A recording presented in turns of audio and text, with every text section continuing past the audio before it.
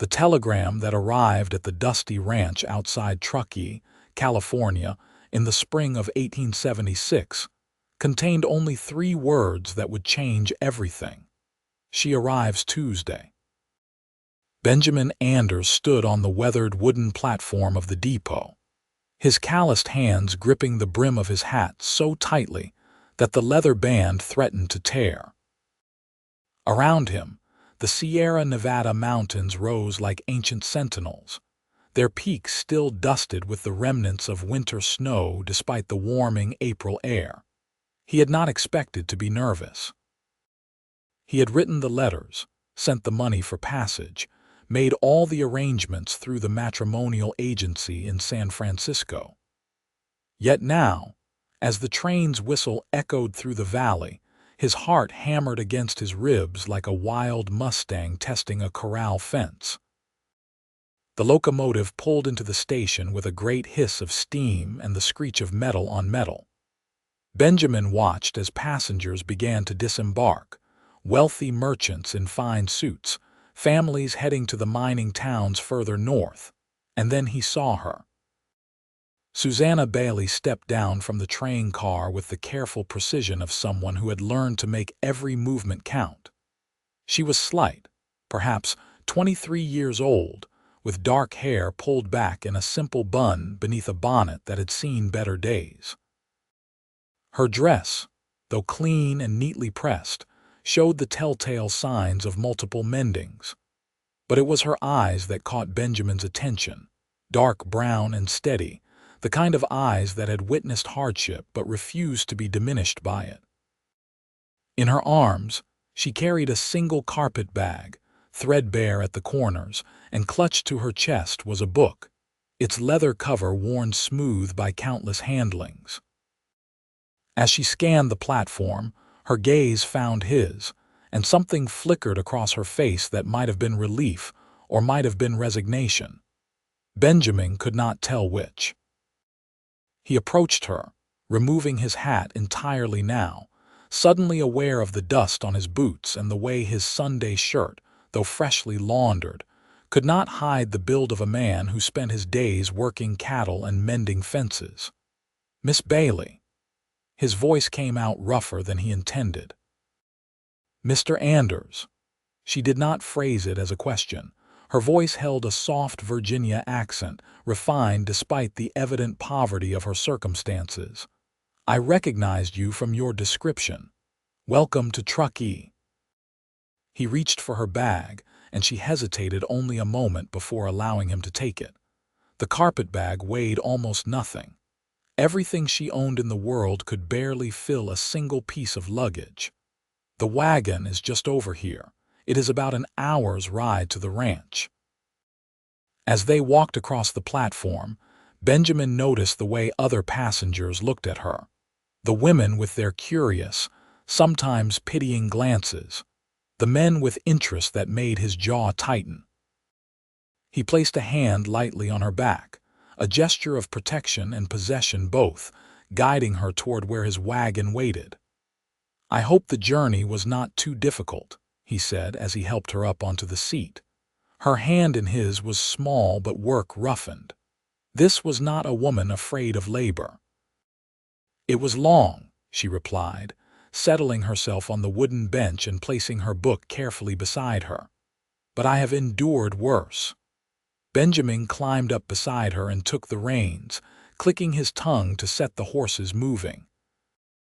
The wagon lurched forward, and they began the journey up into the foothills where his ranch sat in a valley fed by snowmelt streams.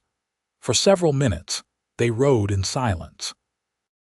Benjamin tried to think of something to say, some way to bridge the enormous gap between strangers who had agreed to bind their lives together. The letters they had exchanged had been formal, practical. He had described his property, the house he had built with his own hands, the cattle he ran. She had written of her education, her ability to read and write and cipher, her willingness to work hard. Neither had written of hopes or dreams or fears. "That is quite a special book you carry," he finally said, nodding toward the worn volume she still kept close. Susanna's hand moved to touch the cover almost involuntarily. It was my mother's Bible, the only thing I have left of my family. Your letters mentioned you lost them in the war. Yes. Her voice tightened just slightly. My father and brothers died at Petersburg. My mother lasted 2 years after, but the grief took her as surely as any bullet. Our plantation was burned, the land seized. I had nothing left. She paused, then added with fierce dignity, I am not a charity case, Mr. Anders. I will earn my keep. I can cook, clean, tend a garden, preserve food, so read, write. I may not look like much, but I assure you I am worth the price of passage you paid. Benjamin felt something twist in his chest at the pride and pain woven through her words. I do not doubt it, Miss Bailey. And I did not send for you out of pity. A ranch this size requires more than one person can manage alone. I need a partner, not a servant. She glanced at him then, really looked at him for the first time. Benjamin Anders was 31, tall and lean from hard work, with sun-darkened skin and hands that bore the scars of rope burns and barbed wire. His face was honest, strong-featured, with blue eyes that met her gaze directly. Were you born out here? She asked. Missouri, originally. My father brought us west in '61, right before the war started. We were homesteaders, broke our backs trying to farm land that did not want to be farmed. My parents died of fever when I was 19. I worked cattle drives for years, saved every penny, and finally bought this land 5 years ago. He glanced at her. It is not much compared to a Virginia plantation, I expect. The plantation is gone, Susanna said quietly. I am not looking backward anymore. They rode in contemplative silence for a while, the wagon wheels crunching on the dirt road as they climbed higher into the foothills. The landscape was nothing like Virginia, Susanna thought. Everything here was vast and open, the sky so blue it almost hurt to look at, the mountains rising with an indifference to human concerns that was both terrifying and strangely liberating. You never married before? Benjamin asked, then immediately regretted the bluntness of the question. But Susanna did not seem offended. I was engaged once before the war. He died at Gettysburg. After that, I worked as a governess for a family in Richmond, but when they fell on hard times, they could no longer afford to keep me. I tried to find other positions, but there are too many women and too few opportunities. The matrimonial agency seemed like the only path left. I am sorry, Benjamin said, and meant it. About your fiancé. It was a long time ago. Her fingers traced the edge of her Bible. We were very young. I sometimes wonder if we truly knew each other at all, or if we were just two people caught up in the romance of a world that was already dying. Benjamin considered this. I suppose that is one advantage we have. No illusions about romance, just two people trying to build something real. Susanna looked at him again, something like respect dawning in her eyes. Yes, she said. I suppose that is an advantage. The ranch, when they finally reached it, was more substantial than Susanna had dared hope. The house was a solid log structure with a covered porch and real glass windows. There was a barn, a stable, a chicken coop, and several other outbuildings. Cattle grazed in the near pasture, and beyond them the land rolled away toward tree-covered hills.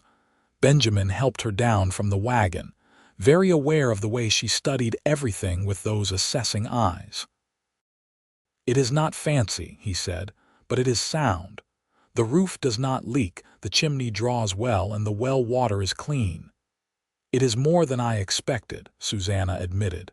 She turned to him. Thank you for your honesty in your letters, Mr. Anders. Some men exaggerate what they have to offer.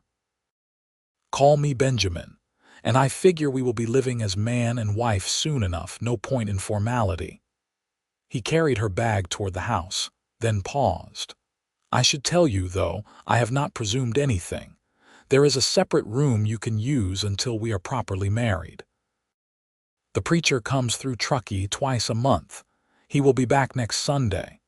Susanna felt a wave of relief she had not realized she needed. That is considerate of you, Benjamin. He pushed open the front door, and she stepped into what would be her new home. The main room was large, dominated by a stone fireplace and furnished simply but well. A wooden table with 4 chairs, a rocking chair near the hearth, shelves lined with dishes and supplies. But it was what she saw beyond, through an open doorway, that made her stop in her tracks. The second room, which Benjamin had mentioned as a spare bedroom, was lined floor to ceiling with books. Susanna walked forward as if pulled by an invisible string, stepping into a space that could not have been more than 10 feet by 10 feet, but which contained more volumes than she had seen since before the war. Hundreds of books, carefully arranged on shelves that had been built with obvious care. Works of history, philosophy, poetry, novels, scientific treatises, agricultural manuals. She reached out with trembling fingers to touch the spine of a volume of Shakespeare, then another of Dickens, then a collection of Emerson's essays. How? She turned to Benjamin, who stood in the doorway, watching her with an expression she could not quite read. How did you acquire all these? Benjamin shifted his weight, looking almost embarrassed. I taught myself to read when I was 12. Before that, I thought books were for rich folks and schoolteachers. But a cowhand on one of my first cattle drives had a book of poetry, and he read some to us at night around the campfire. It was like discovering there was a whole world I did not know existed. He gestured at the shelves. I have been collecting them ever since. Whenever I go to Sacramento or San Francisco to sell cattle, I buy books. Sometimes from proper bookshops, sometimes from peddlers, sometimes from families heading back east who need to lighten their loads. Susanna pulled down a volume, noting the careful way it had been preserved despite obvious frequent use.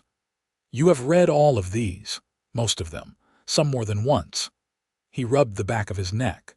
I know it is an odd thing for a cattleman to care about. Some of the other ranchers think I am peculiar. But out here, with only the mountains and cattle for company, books are like having friends. They keep your mind from going stale. Susanna opened the book in her hands, a collection of poetry by Wordsworth, and saw that the margins contained notes written in a careful, self-taught hand. Observations, questions, connections to other works. This was not the library of a collector showing off wealth, but of a genuine reader, someone who engaged deeply with ideas. This is extraordinary, she said softly. I thought I would never have access to books again. In Richmond, I would sometimes stand outside the bookshop windows just to read the titles. They are yours now too, Benjamin said. Everything here is yours. Use them however you like. She looked at him, this rough cattleman with his sun-weathered face and his astonishing library, and felt the first crack in the protective shell she had built around her heart. Why did you never marry before now? She asked. Benjamin considered the question seriously. I suppose I was waiting to build something worth sharing, and maybe I was waiting for someone who might want to share it, not just the land and the house, but this. He gestured at the books. The other women I have known out here, they thought reading was a waste of time. Said I should spend less time with books and more time trying to get rich. Then they were fools, Susanna said firmly.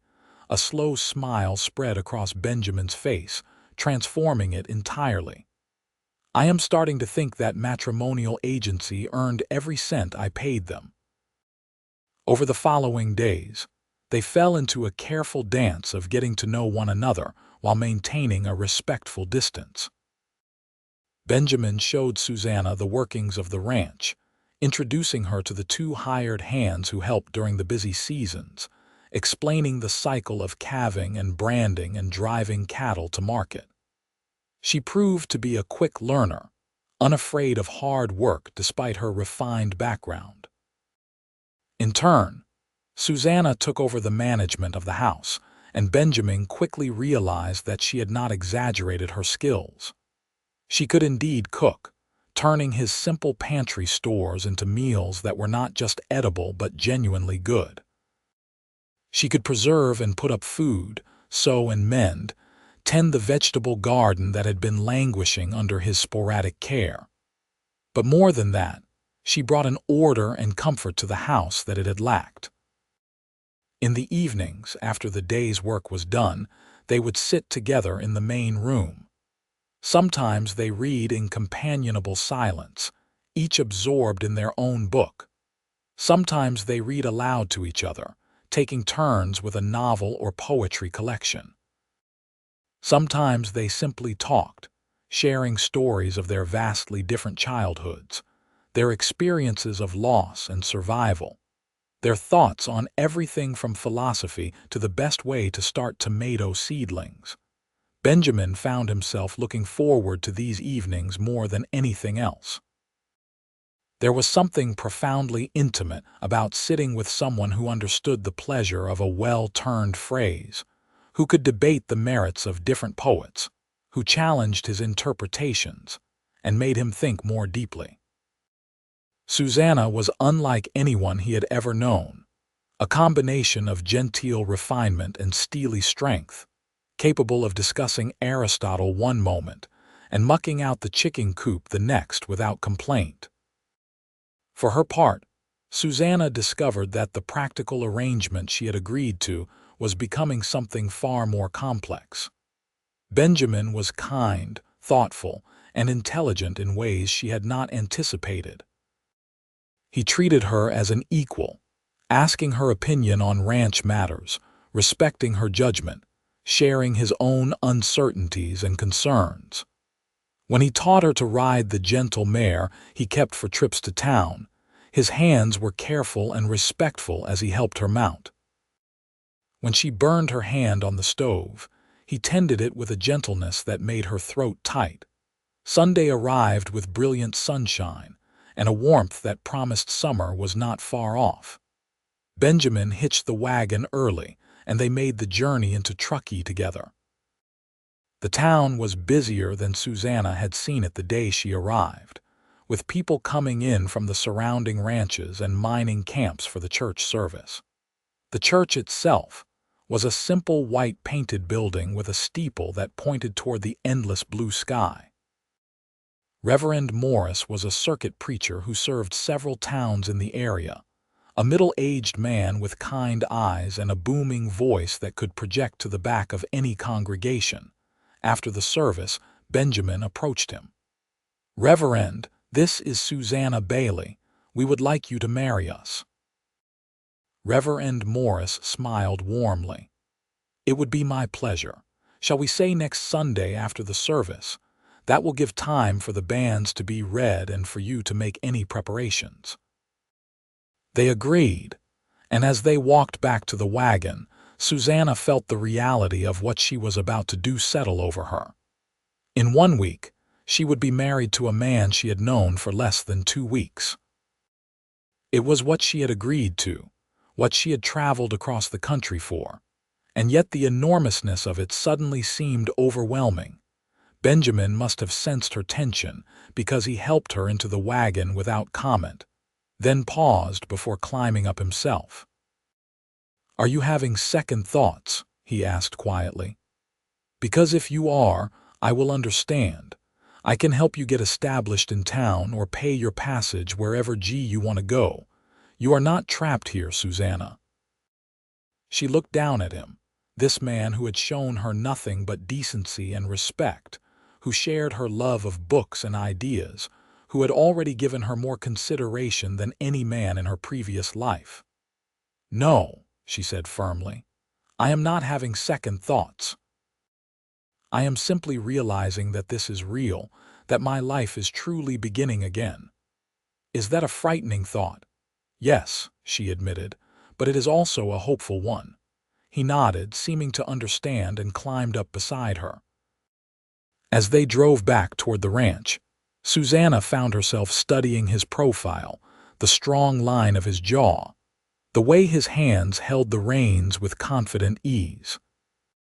She thought about the library he had built book by book over years of loneliness, about the careful way he had prepared a separate room for her, about the respect with which he treated not just her but everyone he encountered. "Benjamin," she said impulsively, "I want you to know that I am grateful. Not just for the opportunity you have given me, but for the way you have treated me, like a person, not property." He turned to look at her, his blue eyes serious.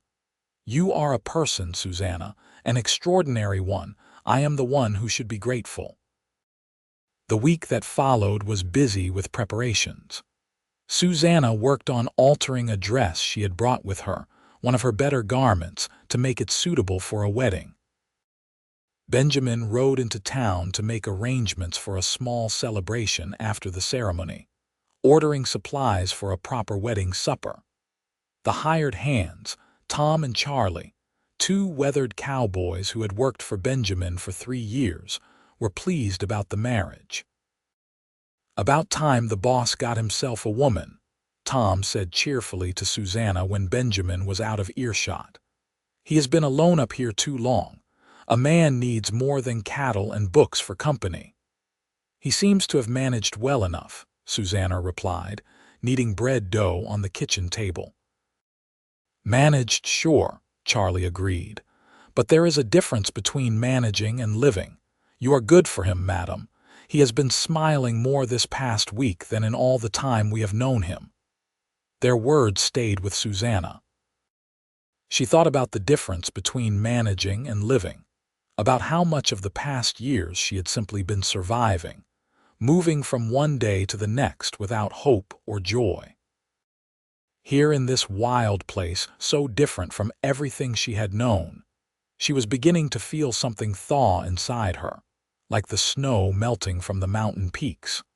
On Friday evening, as they sat together reading, Benjamin suddenly closed his book and looked at her. "There is something I want to give you," he said. "A wedding gift, I suppose, though I had planned to give it regardless." He stood and went to a chest in the corner of the room, rummaging through it until he found what he was looking for. When he returned, he held a rectangular package wrapped in cloth. Susanna set down her own book and carefully unwrapped the cloth, revealing a brand new Bible, its leather cover rich and unmarked, the pages crisp and fresh. It was beautiful, but she looked up at Benjamin with confusion. "I know your mother's Bible means the world to you," he said quickly. "I am not trying to replace it, but I thought, well, your Bible has been with you through so much hardship and loss. Maybe for this new chapter of your life, you might want something new. And your mother's Bible could rest, be preserved, become an heirloom rather than something that gets worn away from daily use." Susanna stared at the new Bible, then at Benjamin, and felt tears prick her eyes. It was such a thoughtful gift, honoring both her past and her future. "This is too much," she whispered. "No," Benjamin said firmly. "It is not nearly enough. You came here with almost nothing, Susanna. You deserve to have things that are new, that are yours, that are not marked by loss." She opened the cover and saw that he had written an inscription on the first page in his careful hand. "For Susanna, as we begin our journey together. May we build a life filled with love, respect, and all the books we can read. Benjamin Anders, April 1876. "Thank you," she managed, her voice thick with emotion. "This is the most thoughtful gift anyone has ever given me." Benjamin looked almost embarrassed by her gratitude. "I have something else too, but it is not wrapped as nice." He pulled a piece of paper from his pocket and handed it to her. Susanna unfolded it and found a list written in his hand. It was titled "Books I Would Like to Add to the Library," and contained perhaps 30 titles, all carefully noted with author and publication information where he knew it. "I thought maybe you could help me decide which ones to buy next," he explained. I value your opinion, and it seems like the library should be a joint project now." Susanna looked at the list, recognizing most of the titles, noting his eclectic taste that ranged from Greek philosophy to modern novels to scientific works. "These are excellent choices," she said, "though I might suggest adding some Jane Austen if you have not read her work." "I have not," Benjamin admitted. "What is she like?" "She writes about people, about relationships and society with this perfect combination of wit and wisdom. You would appreciate her observations about human nature." "Then we will definitely add her to the list." He smiled at her. "See, this is exactly why I wanted your input." That night, lying in her small room, Susanna held both Bibles to her chest, the worn one that had sustained her through years of grief and loss, and the new one that represented hope and possibility. In 1 week, she would marry Benjamin Anders. What had started as a practical arrangement between strangers was becoming something neither of them had anticipated. She thought about the way he looked at her when he thought she was not watching, about the care he took with her comfort and happiness, about the meeting of minds they shared over books and conversation. She thought about his hands, strong but gentle, and wondered what it would be like when those hands held her as a husband, not just a friend and companion. The wedding day dawned clear and beautiful, the kind of perfect spring morning that felt like a blessing. Susanna rose early and dressed carefully in her altered gown, a deep blue silk that had once been her best dress and was still quite fine after her modifications. She pinned her dark hair up carefully and allowed herself the tiniest application of color to her lips from a precious remaining pot of rouge. When she emerged from her room, Benjamin was standing by the fireplace in his own Sunday best, a dark suit that had clearly been pressed with great care. He turned when he heard her, and the expression on his face made her breath catch. "You look beautiful," he said quietly. "You look quite fine yourself," she replied, pleased to see a flush rise on his sun-darkened cheeks. They rode to town together in a wagon Benjamin had decorated with wildflowers that morning, neither speaking much, both caught up in their own thoughts about what this day meant. At the church, they found a surprising number of people gathered. Reverend Morris had spread the word, and it seemed much of the community had turned out to witness the wedding of the rancher and his mail-order bride. Susanna felt a momentary panic at all the watching eyes, but then Benjamin took her hand, his grip warm and steady, and she remembered that she was not alone anymore. The ceremony itself was simple but heartfelt.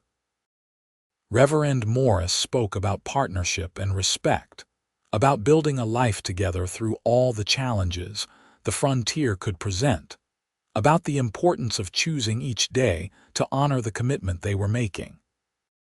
When it came time for the vows, Benjamin's voice was strong and clear as he promised to honor and cherish her.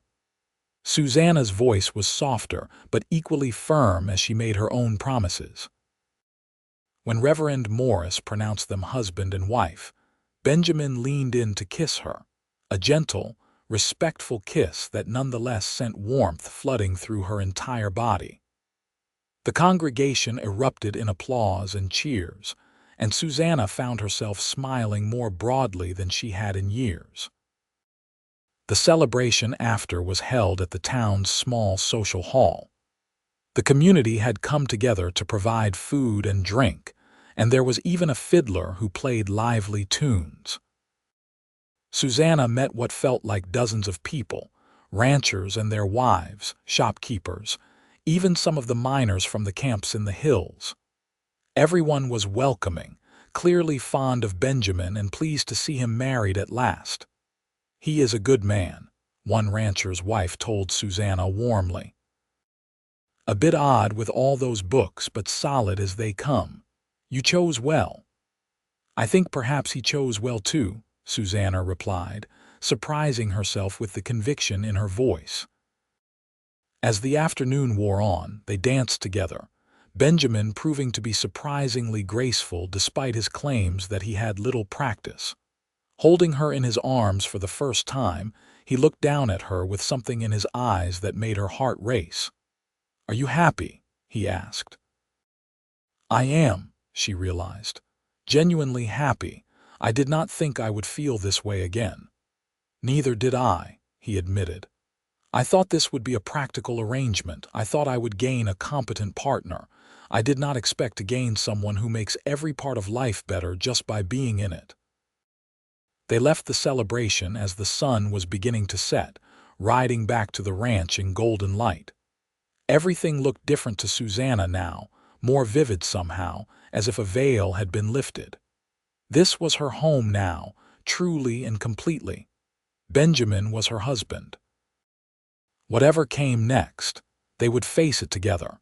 When they reached the house, Benjamin helped her down from the wagon with the same courtesy he always showed.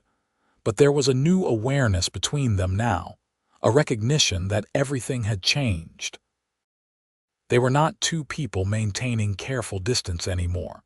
Inside, Benjamin lit the lamps while Susanna stood somewhat awkwardly in the main room, suddenly uncertain. This was her wedding night, but she had no idea what to expect. Her mother had died before providing much instruction on marital relations, and her own engagement had ended before anything beyond chaste kisses had occurred. Benjamin seemed to sense her nervousness. "Would you like some tea?" he offered. "We could sit and talk for a while." "There is no rush for anything." Susanna felt a wave of affection for his consideration. That would be nice.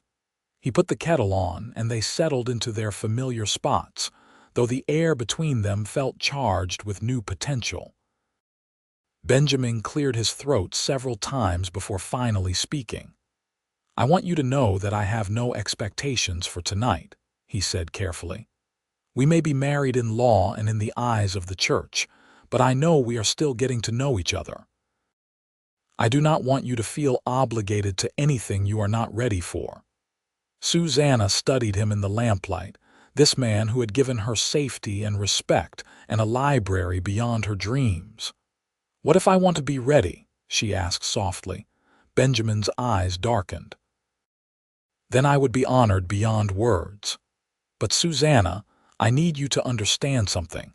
This is not just about duty or legal right to me. You are not a possession I have acquired. When we come together, I want it to be because we both want it, because there is genuine feeling between us." "And is there?" she asked, her heart pounding. "Genuine feeling." He stood and moved to where she sat, kneeling beside her chair so they were at eye level. "I have been half in love with you since you stepped off that train clutching your mother's Bible like it was the only solid thing in the world. I have been falling deeper every day since, with your intelligence and strength, and the way you look at my books like they are treasures. So yes, Susanna, there is genuine feeling, more than I ever expected or hoped for." Susanna reached out to touch his face, feeling the slight stubble on his jaw, the warmth of his skin. "I thought I would never feel anything again," she whispered. "I thought grief and loss had burned all capacity for love out of me. But you have shown me that I was wrong. These past weeks with you, they have brought me back to life." Benjamin turned his head to press a kiss to her palm, then rose and offered her his hand. She took it and let him draw her to her feet. He led her to what had been his room and was now theirs. A simple space with a large bed covered in a quilt and a window that looked out toward the mountains. What passed between them that night was tender and sometimes awkward, two people learning each other for the first time, but it was also genuine and filled with a growing sense of rightness.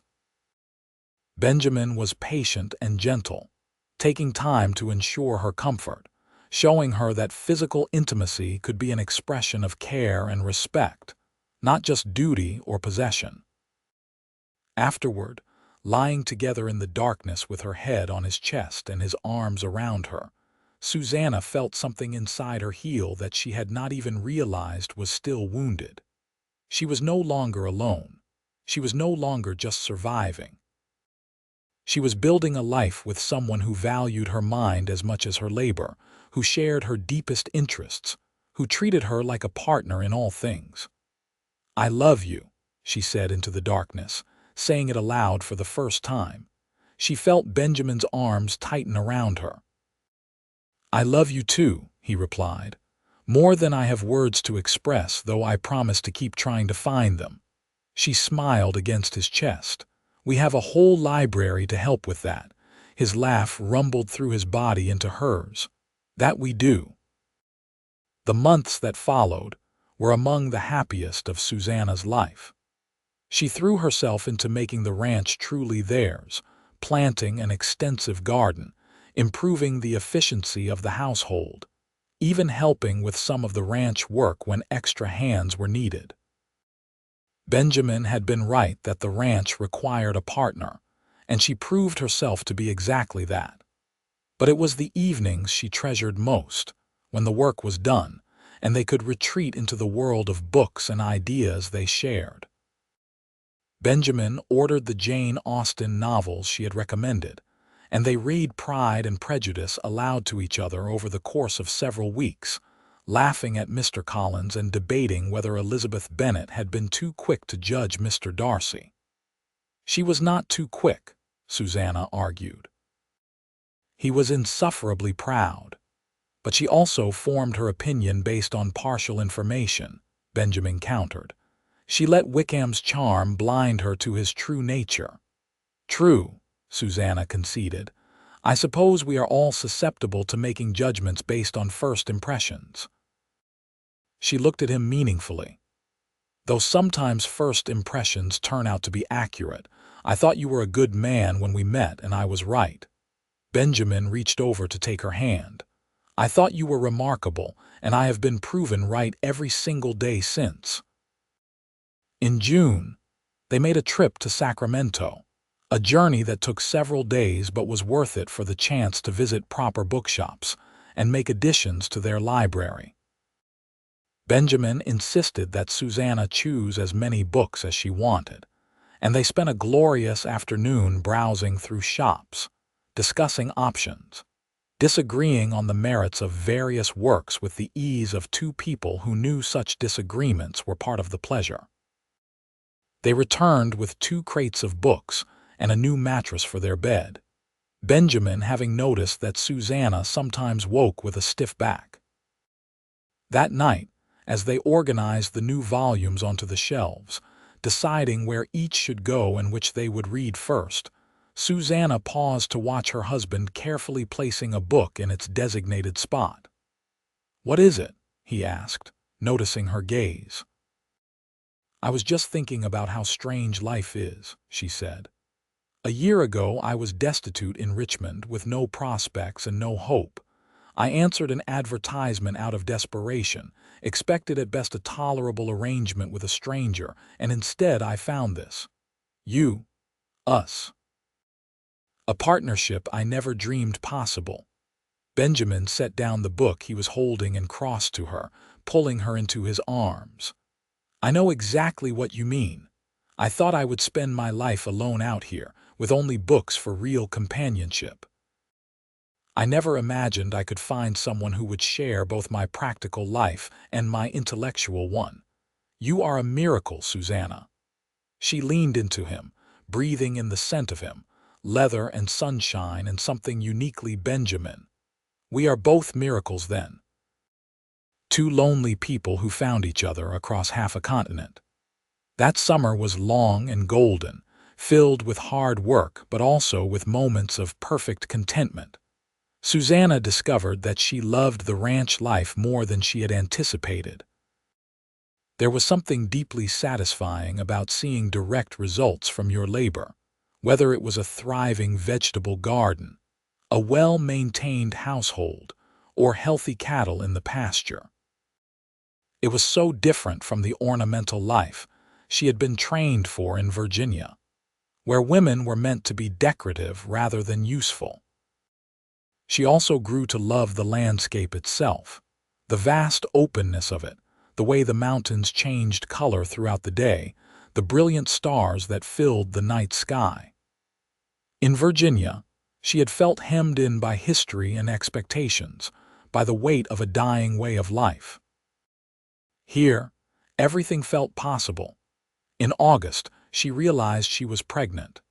She told Benjamin one evening as they sat on the porch watching the sunset paint the mountains pink and gold. "Are you certain?" he asked, his voice filled with wonder and something that might have been fear. "As certain as I can be," she replied. "I am about 2 months along, I think. The baby should come in late winter." Benjamin was quiet for a long moment, staring out at the mountains. Susanna felt a flutter of anxiety. They had never specifically discussed children, had simply let nature take its course. "Are you pleased?" she asked hesitantly. He turned to her, and she saw tears gleaming in his eyes. Pleased does not begin to cover it. Terrified, certainly, but also, yes, more pleased than I have words for. He reached for her hand, holding it gently. "A child, our child. Susanna, you have already given me more happiness than I thought possible, and now this." Relief flooded through her. "I am frightened too," she admitted. "My mother told me once that childbirth is the most dangerous thing a woman will ever do. And out here, so far from doctors or experienced midwives." "There is a midwife in Truckee," Benjamin said firmly. "Mrs. Patterson. She has delivered half the babies in the area. And when the time comes, I will fetch her, no matter the weather or circumstances. You will have the best care I can provide." "I know," Susanna said, squeezing his hand. "I trust you." The news transformed something in both of them. Benjamin became almost overprotective, worrying about Susanna overworking herself, insisting she rest more. Susanna had to firmly remind him that pregnancy was not an illness, and that ranch women had been doing their work while carrying babies since the beginning of time. But she also found the pregnancy changing how she saw everything. The ranch was no longer just her home, but the place where her child would grow up. The library was no longer just their shared treasure, but something she would pass on to another generation. The life she and Benjamin were building together suddenly extended far beyond themselves. Fall arrived with its spectacular display of gold and red in the aspens, and with it came the hard work of preparing for winter. They harvested the garden, preserving everything they could, slaughtered and smoked meat, chopped and stacked wood, and made sure all the buildings were sound against the snow that would inevitably come. Susanna's belly was beginning to show now, and she noticed the way Benjamin's eyes would go soft when he looked at her, the way his hand would rest on her growing abdomen as if he could feel the life inside. She had never felt more cherished or more beautiful than she did under his gaze. In October, a traveling book peddler came through the area, and Benjamin bought nearly his entire stock, claiming they needed plenty of reading material for the long winter ahead. But Susanna noticed that many of the books he chose were about child rearing, education, and stories that would be suitable for reading to children. Planning ahead. She teased him as they sorted through the purchases. He looked almost sheepish. "I want to be prepared. I want to be a good father." "You will be," Susanna said with conviction. "You are already good at everything that matters. You are kind, patient, thoughtful, and you understand that the life of the mind is just as important as physical comfort. Our child will be fortunate to have you." "To have us," Benjamin corrected. "This child will have the most extraordinary mother, someone who is strong, intelligent, capable, and who never gives up no matter how hard things get." The first snow fell in November, transforming the ranch into a wonderland of white. They settled into the rhythm of winter, the days shorter but the evenings longer, more time for reading and talking by the fire. Susanna's pregnancy advanced, and she found herself having to adapt her movements to her changing body. But she continued to work, just at a slower pace. Christmas was a revelation. Benjamin went all out, cutting a small evergreen tree and helping Susanna decorate it with ornaments made from ribbons and paper. He gave her a beautifully bound collection of poetry, and she gave him a warm wool coat she had spent months sewing in secret. They attended a Christmas service in Truckee, and a community gathering where Susanna realized how much she had become part of this place. People greeted her warmly, asked after her health and the coming baby, shared advice and well wishes. "I never thought I would belong anywhere again," she told Benjamin on the ride home. "But I belong here. These people have accepted me." "Because you are worth accepting," he replied. "You have made a place for yourself here through your own efforts and character." The new year of 1877 arrived with bitter cold and heavy snow. Susanna was now 7 months pregnant and moved with the careful waddle of a woman carrying considerable weight in front. She tired more easily now, and Benjamin insisted she spend more time resting, bringing her tea and books and treating her like she was made of glass. "I am not going to break," she protested one afternoon as he tucked yet another blanket around her on the rocking chair. "I know," he said. "But indulge me. I need to feel like I am helping somehow." She softened at that, realizing that he felt helpless in the face of what she was going through. "You do help. You help more than you know. I could not do this without you." In early February, when the snow lay deep on the ground and the world seemed frozen solid, Susanna went into labor. It started in the early morning hours, a tightening across her belly that woke her from sleep. At first, she thought it was nothing, just the usual discomforts of late pregnancy. But as the contractions became more regular and more intense, she knew the time had come. "Benjamin," she said, shaking him awake, "the baby is coming." He was on his feet instantly, more alert than she had ever seen him. "Now, are you sure?" "I am sure," she said, breathing through another contraction. "You need to fetch Mrs. Patterson." Benjamin dressed in record time, pulling on layers against the freezing cold. "Will you be all right alone?" "I will manage," Susanna assured him. "Just hurry." He rode out into the pre-dawn darkness, and Susanna tried not to think about the dangers of traveling in deep snow in the dark. Instead, she focused on preparing, heating water, gathering the clean linens they had set aside, moving through the tasks she had been instructed to complete when the time came. The contractions grew stronger, and Susanna found herself gripping the edge of the table, breathing hard through the waves of pain. She had known it would hurt, but the reality was more intense than she had imagined. She thought of her mother, who had gone through this 3 times and died without ever seeing grandchildren.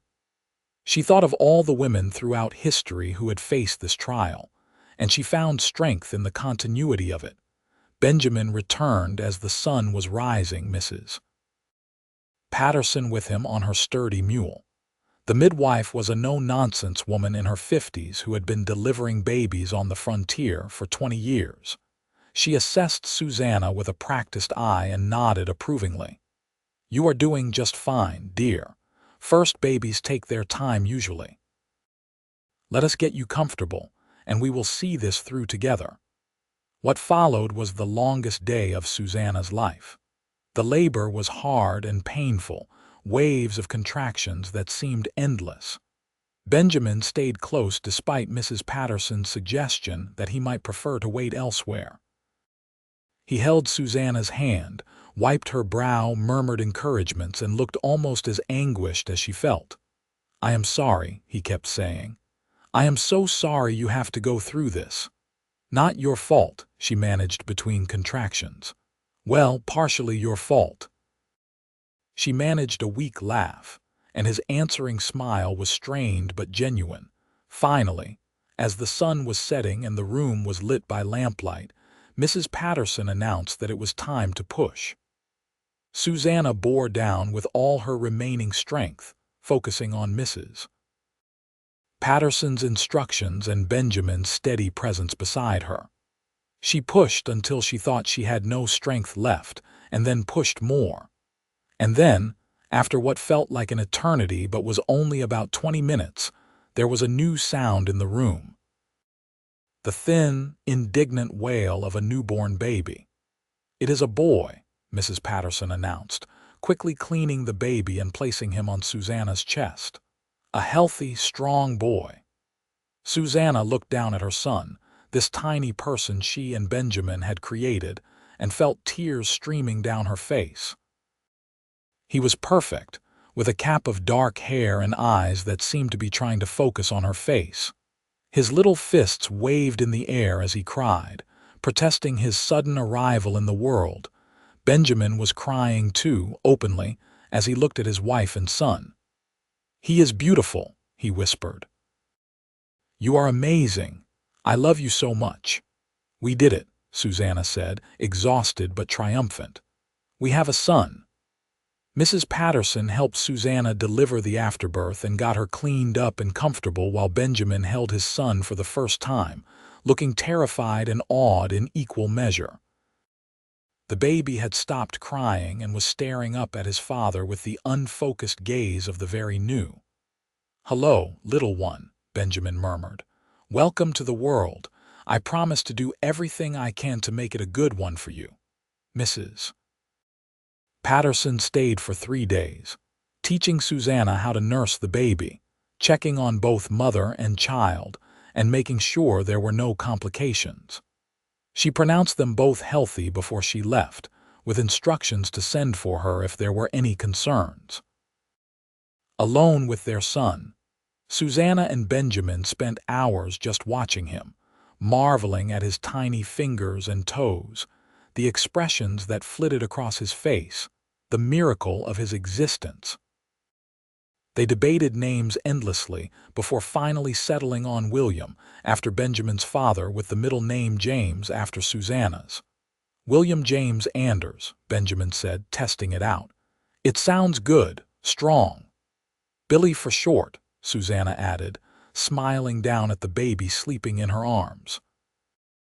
Our little Billy. The weeks that followed were exhausting in ways Susanna had never experienced.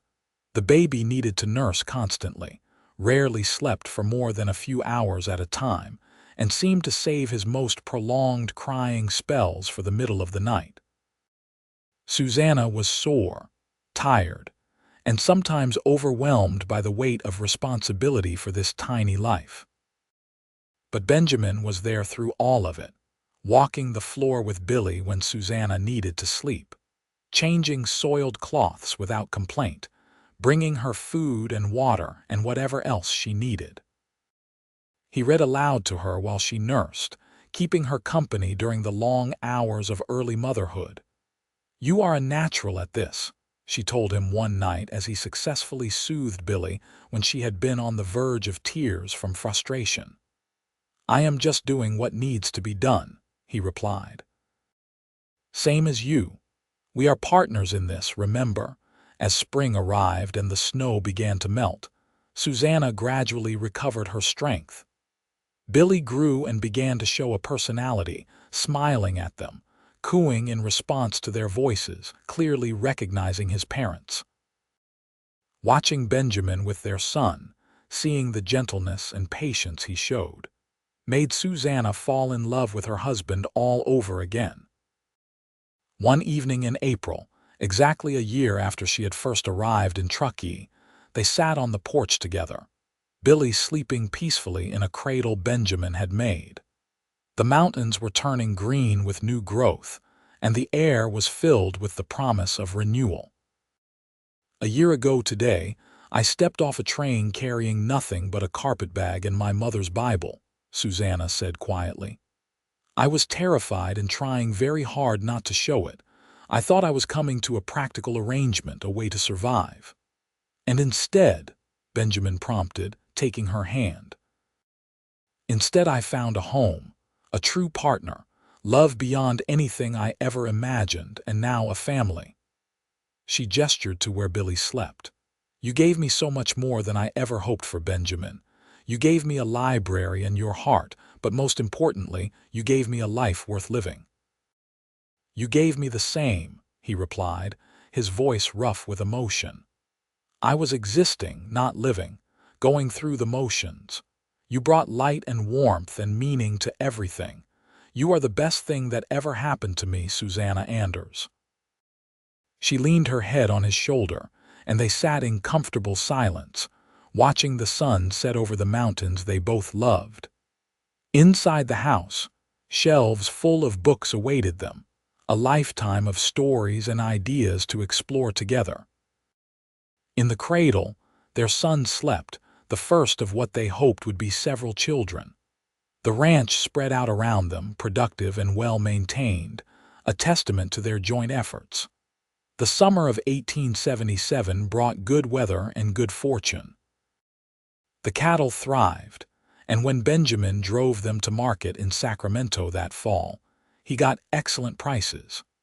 He returned with yet more books, including several primers and children's books for when Billy would be old enough to begin learning his letters.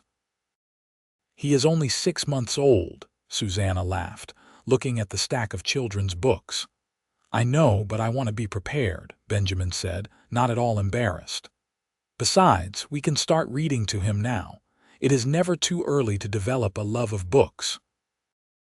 And they did, making it part of Billy's bedtime routine to read him a story, even though he was far too young to understand the words. But he seemed to like the sound of their voices, would lie contentedly in whichever parent's arms held him while they read. As Billy grew into a toddler, he showed signs of inheriting his parents' intelligence and curiosity.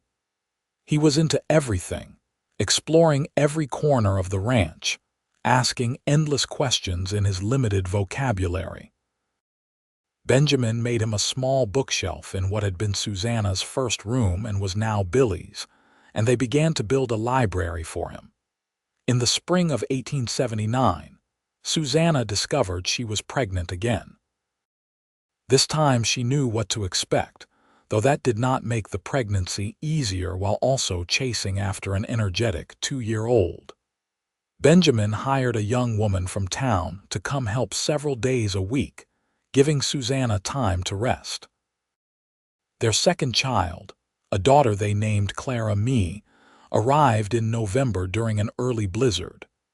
The labor was faster this time, and Mrs. Patterson barely made it to the ranch before Clara decided to make her entrance. She was a tiny thing, delicate where Billy had been robust, with Benjamin's blue eyes and Susanna's dark hair. "Now our family is complete," Benjamin said, cradling Clara while Billy peered at his new sister with fascination. "Is it?" Susanna asked teasingly. "Only 2 children." "Well, perhaps not complete," Benjamin amended with a grin, "but certainly well started." The years that followed brought both joys and challenges. The ranch continued to prosper under their management. Billy grew into a bright, curious boy who loved books as much as his parents did, learning to read at a young age and devouring every story he could find. Clara was quieter but equally intelligent, with a particular fascination for poetry and natural science. They had 2 more children, another boy named Thomas in 1881, and finally another daughter, little Susanna, called Susie, in 1884. The house that had once echoed with the silence of Benjamin's solitude now rang with the sounds of children laughing, arguing, playing, learning. Benjamin added on to the house, building more bedrooms and expanding the library to accommodate the growing collection. The library became the heart of the home, where the family gathered on long winter evenings. Benjamin and Susanna would read aloud while the children listened, or they would have lively discussions about whatever book they were currently sharing. "This is what I always imagined when I was collecting these books," Benjamin told Susanna one evening, looking around at their children, each absorbed in their own reading. A family that valued learning and ideas, children who saw books as treasures. "You built something remarkable," Susanna replied. "Not just the library, but this whole life, our family." "We built it," he corrected. "Together. I could never have done this alone." As their children grew older, Benjamin and Susanna made sure they understood the story of how their parents had met, how their mother had arrived with nothing but a worn Bible, and how their father had given her a library and his heart. "Mama, do you still have Grandma's Bible?" Clara asked one day when she was about 10. "I do," Susanna replied. "It is in my special trunk, wrapped carefully to preserve it." "Can I see it?" Susanna retrieved the old Bible, its leather cover now so worn that it was soft as cloth in places. Clara handled it reverently, carefully turning the delicate pages. "It is so old," she said wonderingly. "It sustained me through the hardest years of my life," Susanna told her daughter. "When I had lost everything and everyone, I had that Bible and my faith. It was enough to keep me going until I found your father." "And Papa's gift Bible?" Billy asked. He was 12 now, thoughtful and serious like his father. "Where is that?" "On the shelf in our bedroom," Susanna said. "I read from it every morning. Your father gave it to me as a wedding gift, and it represents the new life we were beginning together." "So you have one for your old life and one for your new life," Thomas said, thinking it through. "Exactly," Susanna agreed. "And both are precious to me because both are part of who I am. The woman I was and the woman I became." The children thought about this, understanding in their own ways that their family's history was more complex than the stable, comfortable life they knew. As the 1880s progressed, the frontier began to change. Truckee grew larger, the railroad brought more people west, and the wild, open feeling of the early days gradually gave way to something more settled. But the Anders Ranch remained a place apart, a refuge where books and ideas mattered as much as cattle and crops. Benjamin and Susanna's marriage deepened over the years, the initial attraction and meeting of minds growing into something profound and enduring. They had their disagreements, certainly, and there were hard times when money was tight or when illness struck the family. But they faced everything together, with the same partnership they had established from the beginning. On their 10th wedding anniversary in 1886, Benjamin gave Susanna a locket containing small photographs of all 4 children. "You gave me so much more than I ever gave you," he said as he fastened it around her neck. "I gave you books. You gave me a family, a purpose, a reason to build something that will last beyond our own lives." "You gave me the same," Susanna replied, touching the locket at her throat. "Everything I have, everything I am now, I owe to you taking a chance on a desperate woman who answered an advertisement." "Not desperate," Benjamin corrected gently. "Brave. It took tremendous courage to come west to marry a stranger. I knew that then, and I know it even more now."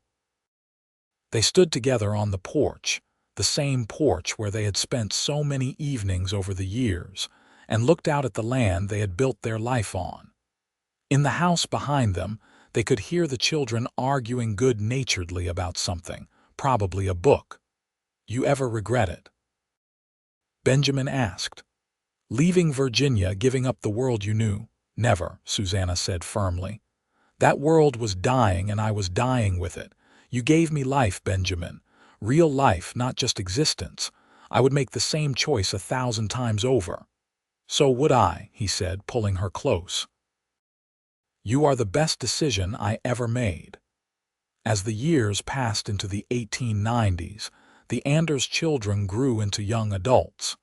Billy went to college in Sacramento, studying literature and history, always planning to return to the ranch eventually. Clara became a teacher in Truckee, sharing her love of learning with the next generation. Thomas took over more of the ranch operations, proving to have his father's skill with cattle and his mother's organizational abilities. Little Susie, the youngest, showed a talent for writing, filling journal after journal with stories and observations. Benjamin and Susanna watched their children flourish with pride and satisfaction. They had passed on not just material comfort but values, education, and a love of learning that would continue down through generations.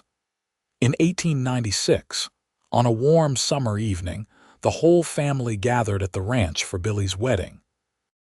He was marrying a young woman he had met at college, a fellow literature student who fit seamlessly into the family's love of books and ideas. The ceremony was held outside, with the mountains as backdrop, and Susanna found herself thinking about her own wedding 20 years earlier. "What are you thinking about?" Benjamin asked, sitting beside her at the celebration after. "About how far we have come," she replied. 20 years ago we were strangers making a leap of faith. Now look at us. 4 grown children, a grandchild on the way with Billy's marriage, a ranch that prospers, a library that has grown to over 1,000 volumes, and a love that has grown right along with everything else," Benjamin added, taking her hand.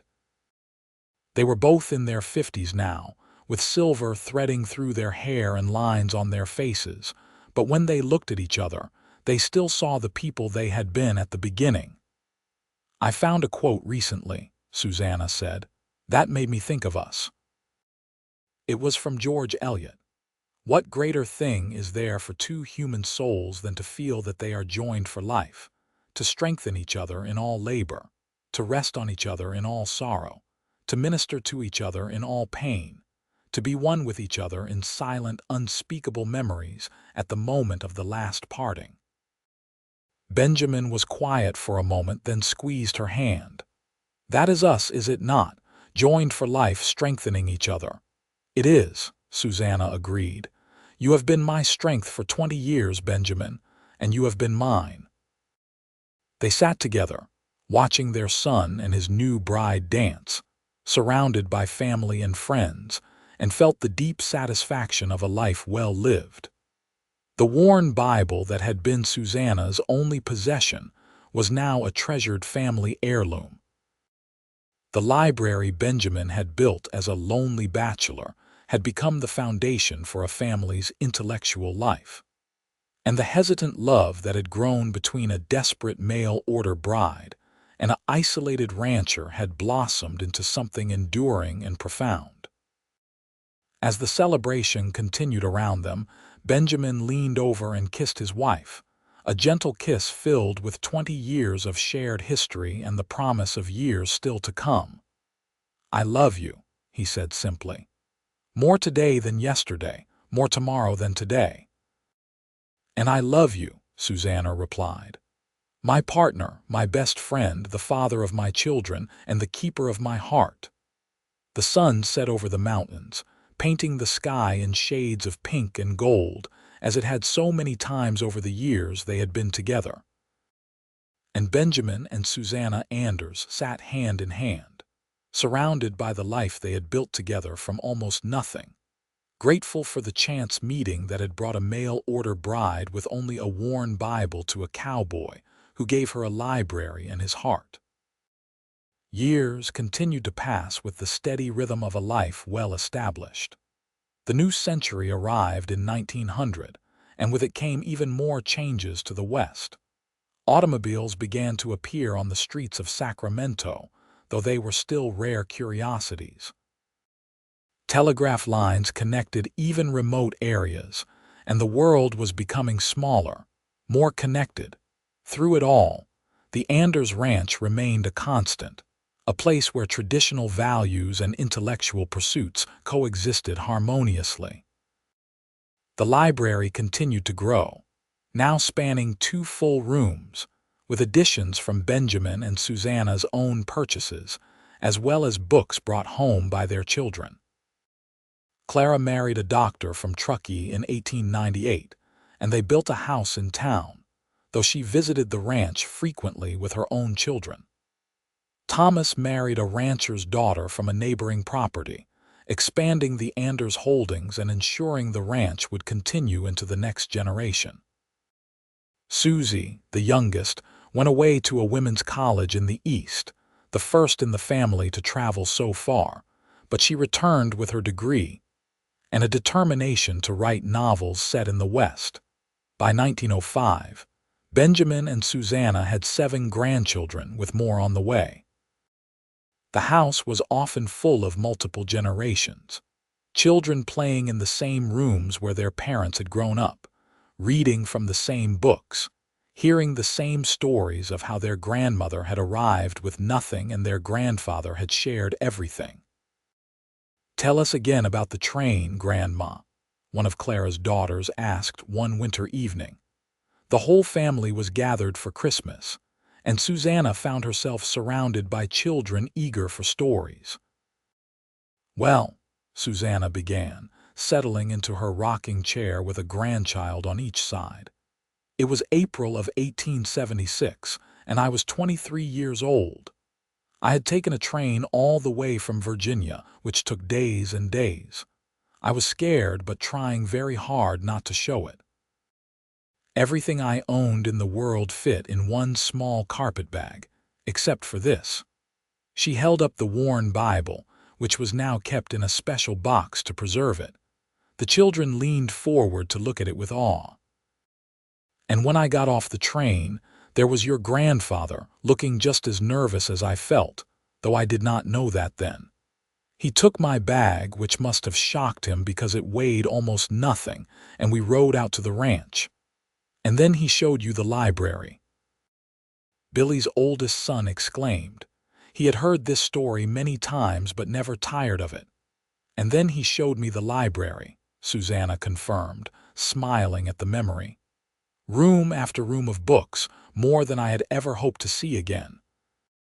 I stood there crying, and your grandfather, this man I had just met, told me they were mine now too, that everything he had was mine to share." "Grandpa gave you his heart," one of Thomas's daughters said dreamily. "He did," Susanna agreed, looking over to where Benjamin sat in his favorite chair, also surrounded by grandchildren. Their eyes met across the room, and the look they shared was full of decades of love and partnership. "And I gave him mine, and together we built all of this." She gestured around the room, encompassing not just the house, but everything it represented: the family, the ranch, the life they had created from what had seemed like an impossible beginning. Later that night, after the children were in bed and the house had finally quieted, Benjamin and Susanna sat together in the library, as they had done thousands of times over the years. 29 years, Benjamin said, shaking his head in wonder. "Has it really been that long?" 29 years this April, Susanna confirmed, "and it has gone by in what feels like a moment." "A moment filled with everything that matters," Benjamin said. He reached over and took her hand, his own now gnarled with age and hard work, but still strong. "Thank you, Susanna, for taking a chance on a lonely cowboy with too many books. Thank you for giving a desperate woman a reason to hope again," she replied. "You saved my life, Benjamin, in every way that matters."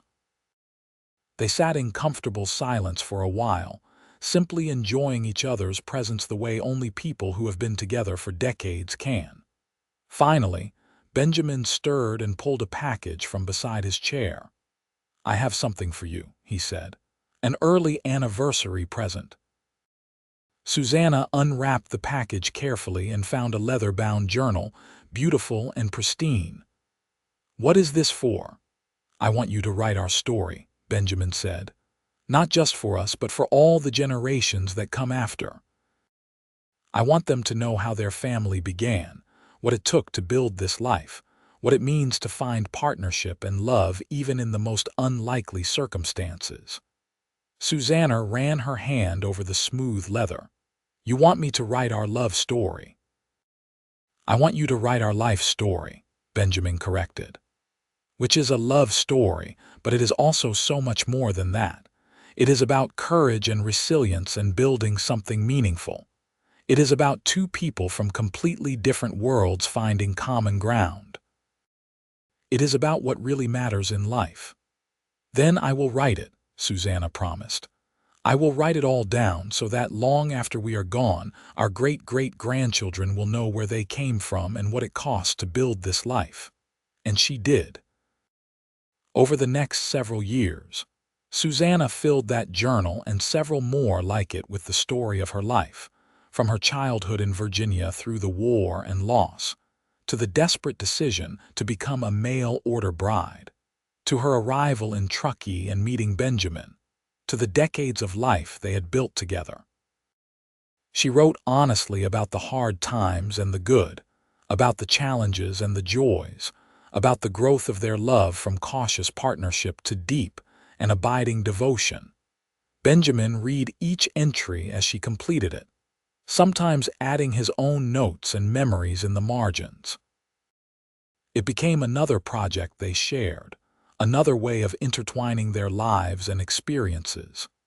In 1910, they celebrated their 34th anniversary with a large gathering at the ranch. All their children and grandchildren came, along with friends from Truckee and the surrounding ranches.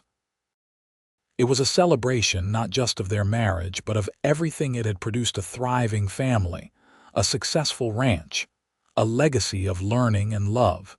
Billy, now 42 and a respected professor, stood to give a toast. "My parents taught me many things," he said, looking at Benjamin and Susanna with obvious affection. "They taught me to work hard, to value education, to stand by my commitments. But most importantly, they taught me what real partnership looks like. They have shown all of us that marriage is not just about romance, though they have that too." The gathered family laughed knowingly.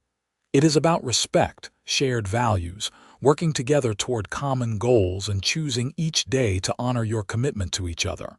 Hear, hear." The gathered family called out, raising their glasses. Clara stood next. "Mama came to California with nothing but faith and courage," she said. "Papa had built a successful ranch but was missing the most important element: someone to share it with. Together, they created something neither could have managed alone. They gave us a home filled with books and ideas and, most importantly, love. They showed us that the best things in life are built slowly, with patience and dedication and mutual respect." There were tears in Susanna's eyes as she listened to her children speak about the life she and Benjamin had built. When it was her turn to respond, she stood with Benjamin beside her, his arm around her waist, and looked out at the sea of beloved faces. "When I stepped off that train in 1876, she said, her voice still strong despite her years, "I thought I was at the end of one life and the beginning of a practical arrangement. I never imagined I was at the beginning of the greatest adventure of my life. Benjamin gave me more than a home, more than security, more than even his library, precious as that is. He gave me partnership, respect, and a love that has sustained me through everything." Benjamin cleared his throat, emotional as always when speaking publicly about his feelings. "Susanna came into my life like a miracle I did not know I needed. I thought I was content with my books and my cattle, but she showed me that I was only surviving, not truly living. She brought warmth and wisdom, intelligence and strength. She made my house a home and gave me a family I treasure beyond words. Marrying her is the best thing I ever did." As the celebration continued around them, Benjamin and Susanna slipped away for a moment, walking down to the stream that ran through their property. It was the same walk they had taken countless times over the decades, but it never grew old. "You remember the first time we walked down here together?" Benjamin asked. "Of course," Susanna replied. "It was about a week after I arrived. You were showing me the property boundaries, and we stopped here by the stream. You told me about your dreams for the ranch, about wanting to build something lasting. And you told me about your mother's garden in Virginia, how you missed having your hands in the soil, growing things. And the next week, You had Tom and Charlie plowing up a huge plot for a garden, far bigger than I had asked for. Benjamin smiled at the memory. I wanted you to be happy. I wanted you to have everything you had lost. You gave me so much more than I lost, Susanna said. You gave me a whole new life, Benjamin. A better life in many ways than I ever could have had in Virginia, even if the war had never happened. They stood by the stream, listening to its familiar burble, watching the late afternoon sun paint the mountains in shades of purple and gold. Behind them, they could hear the sounds of their family, their children and grandchildren, the life they had created together. I am so grateful, Susanna said quietly, for all of it, even for the hardships that led me here, because without them I would never have found you. I feel the same, Benjamin replied. Every difficult thing I endured before you came led me to the place where I could appreciate what I was receiving. I was ready for you, Susanna, in a way I would not have been when I was younger. They turned and walked back toward the house, hand in hand as they had walked so many times before. The party was still going strong, and they rejoined it, letting themselves be pulled into the warmth and chaos of family. As the evening drew to a close, and the guests began to depart, Susanna found herself in the library, the room that had started everything. She ran her hand along the shelves, remembering the wonder she had felt when she first saw them, the disbelief that such treasures could belong to a frontier rancher. The collection had grown so much since then. There were now books in every room of the house, not just these 2 library rooms. Books in the bedrooms, books in the kitchen, books even in the barn where Thomas liked to read during breaks from work. The love of reading had permeated every aspect of their family's life. Benjamin came to stand beside her. What are you thinking about? About how all of this started with books, she said. With your love of reading and your determination to surround yourself with knowledge and beauty even in the wilderness. Books brought us together, Benjamin agreed, but it was what they represented that made us work. We both believed that the life of the mind mattered, that ideas and knowledge were worth pursuing even when you were exhausted from physical labor. We built a dynasty of readers, Susanna said with satisfaction. Every single one of our children and grandchildren loves books. That is a legacy that will outlast both of us. Along with the ranch and the family name, Benjamin added, but you are right. The love of learning is perhaps the best thing we can pass on. They stood together in the library, surrounded by thousands of volumes collected over more than 3 decades, and felt the deep contentment of a life well lived. Outside, the California night was clear and filled with stars. Inside, the house that had once echoed with loneliness was filled with the evidence of love and family. The years that followed brought the inevitable challenges of aging. Benjamin developed arthritis that made ranch work more difficult, though he refused to fully retire. Susanna's vision began to fail, making reading harder, though she refused to give up the habit of a lifetime. They adapted, Benjamin reading aloud to Susanna in the evenings. Susanna helping Benjamin with written correspondence his stiff hands found difficult. Their children took on more of the ranch management, but Benjamin and Susanna remained the heart of the family, the ones everyone came to for advice, comfort, and wisdom. The journals Susanna had written became treasured family documents, copied out by hand and shared among the various households, so everyone could know the full story of how it all began. In 1916, the nation was on the brink of entering the Great War in Europe. Billy's oldest son enlisted despite his family's fears, determined to do his part. It was a painful echo of Susanna's own losses during the Civil War, and she found herself praying desperately that her grandson would return safely. Benjamin held her through her fears, as he had held her through so many difficulties over the 40 years they had been married. "He is strong and smart like his grandmother," he told her. "He will come home to us." And he did, returning in 1919 with wounds both visible and invisible but alive. The whole family gathered at the ranch to welcome him home, and Susanna held her grandson close, grateful beyond words that history had not repeated itself entirely. The 1920s brought prosperity and change. Truckee was now a modern town with paved streets and electric lights. The ranch had electricity installed in 1922, a marvel that made evening reading easier, though Susanna missed the softer glow of lamplight sometimes. The world was speeding up, becoming noisier and more complex, but the ranch remained a refuge, a place where the old values still held. Where books were treasured, where family came first, where hard work and intellectual pursuit were equally valued. On their 50th wedding anniversary in 1926, the family threw an enormous celebration. Benjamin was 81, still strong but moving more carefully now. Susanna was 73, her dark hair now completely silver but her mind as sharp as ever. They had 23 grandchildren and 12 great-grandchildren, with more of both on the way. The celebration was held at the ranch, with people coming from all over California to honor the couple who had built such an extraordinary life together. Old friends from the early days, now themselves elderly, shared stories of knowing Benjamin before Susanna arrived, of watching their courtship and marriage, of seeing their family grow. "I remember when Benjamin sent off that letter to the matrimonial agency," one old rancher said during the festivities.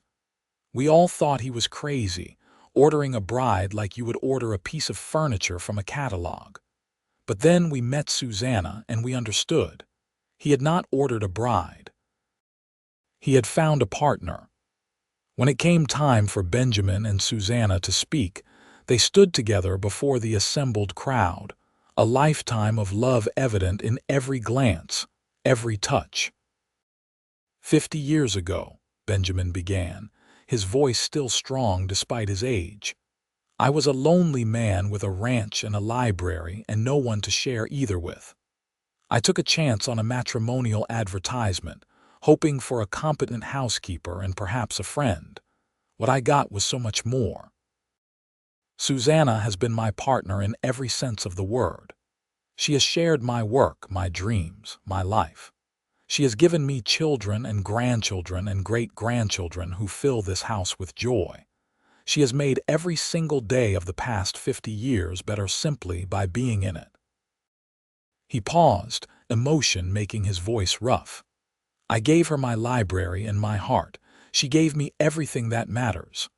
Susanna took over, her own voice wavering with tears. "I came to California with nothing but a worn Bible and the clothes on my back. I was running from loss and grief, hoping only for a chance to survive. Benjamin gave me that chance, but he gave me so much more. He gave me respect and partnership. He shared his dreams and helped me dream again, too. He built a life with me, not for me. We created this together." She gestured around at their family, the ranch, everything they had built. "And I am grateful for every moment, every challenge, every joy we have shared." The applause was thunderous, and there was not a dry eye in the crowd.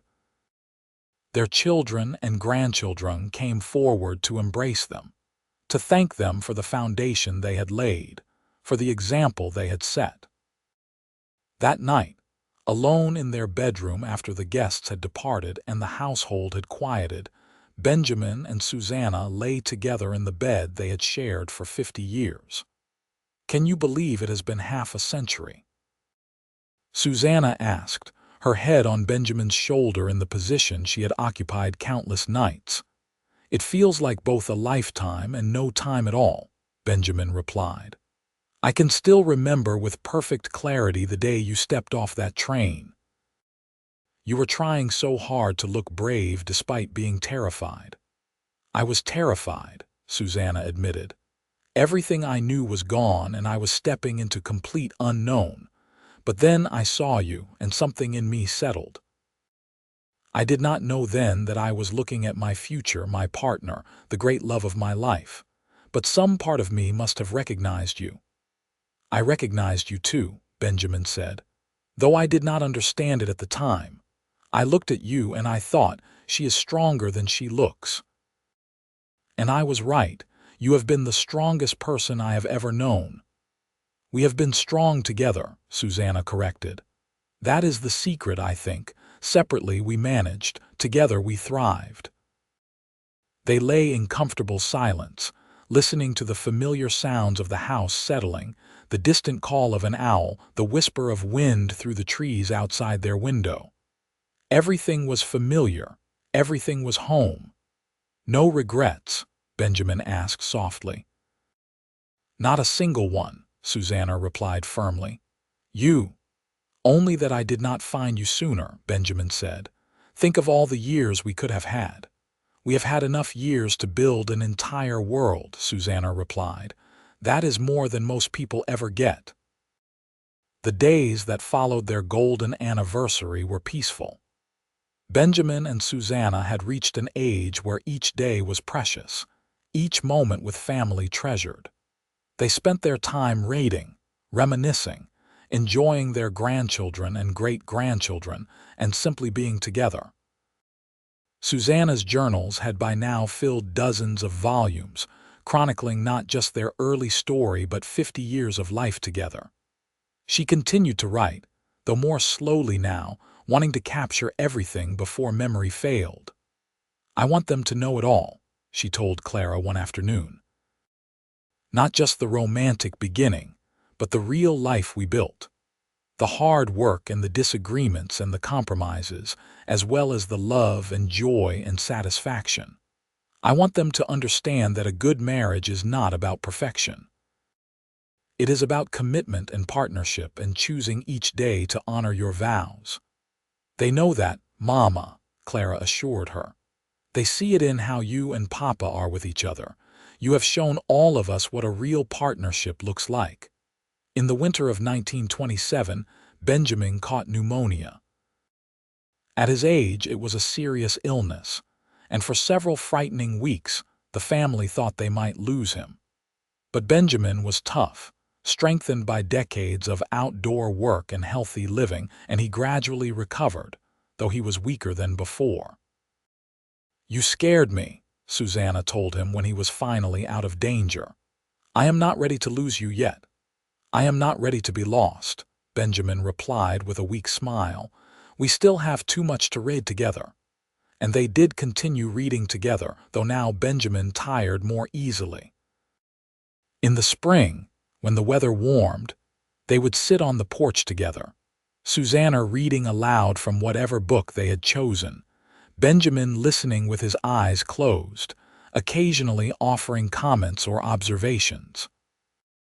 It was during one of these reading sessions in April of 1928 that Benjamin suddenly interrupted her. "Susanna, stop for a moment." She looked up from the book, concerned. "Are you all right? Are you tired?" "No, I just want to say something." He reached for her hand, holding it with a grip that was weaker than it used to be, but still warm and sure. 52 years ago today, you stepped off a train into my life. It was the luckiest day I have ever experienced. Thank you for 52 years of marriage, Susanna. Thank you for everything you have given me, everything you have been. Thank you for taking a chance on a lonely cowboy with too many books. Susanna felt tears slide down her cheeks. Thank you for giving me a reason to live again. Thank you for your library and your heart. Thank you for 52 years of love and partnership. You are the best thing that ever happened to me, Benjamin Anders. They sat together in the spring sunshine, hands clasped, surrounded by the ranch they had built together, with their families' voices drifting from inside the house. And they were content, knowing they had lived well and loved deeply. Benjamin passed away peacefully in his sleep in August of 1928, just 3 months after their 52nd anniversary. He was 83 years old and had lived to see his family grow to 4 children, 26 grandchildren, and 18 great-grandchildren. The ranch was prosperous and well established, guaranteed to continue for generations. And the library he had started as a lonely young man had grown to over 2,000 volumes, cherished by everyone who bore the Anders name. Susanna grieved deeply, but not without hope. She knew Benjamin would have wanted her to continue living fully, not to simply exist in his absence. She stayed on the ranch, surrounded by family, continuing to write in her journals, continuing to read from the library they had built together, continuing to share stories with her descendants about the man who had given her everything. She lived 3 more years, seeing 2 more great-grandchildren born and the publication of her journals in a book titled From Virginia to California, a mail-order bride story. She saw the library preserved and expanded, with a special room dedicated to family history and genealogy. In October of 1931, Susanna died peacefully at the age of 78, surrounded by her children and with her mother's worn Bible in her hands. She was buried beside Benjamin on a hill overlooking the ranch they had built together, under the vast California sky they had both loved. Her funeral was attended by over 200 people, a testament to the life she had lived and the impact she had made. Her children spoke of her strength, her intelligence, her unwavering love. Her grandchildren spoke of her stories and her wisdom. Her great-grandchildren spoke of how she made everyone feel special and loved. And in the library at the Anders Ranch, on a special shelf of honor, 2 Bibles sat side by side. One worn smooth from years of desperate clinging during dark times, its pages yellowed and fragile. One still relatively pristine, given with love at the beginning of a new chapter. Together, they represented a life transformed, a love that conquered loneliness, and a partnership that created something lasting and beautiful. The Anders Ranch continues to this day, still in family hands, still home to one of the finest private libraries in California. The original house has been expanded and modernized, but the 2 library rooms remain much as Benjamin and Susanna left them, preserved as a memorial to the couple who proved that sometimes the greatest love stories are born not from passionate romance, but from mutual respect, shared values, and the simple courage to take a chance on someone who sees the world the same way you do. And on the mantel in the main library, above the stone fireplace Benjamin built with his own hands in 1876, there hangs a simple framed piece of paper containing Benjamin's inscription from Susanna's wedding Bible.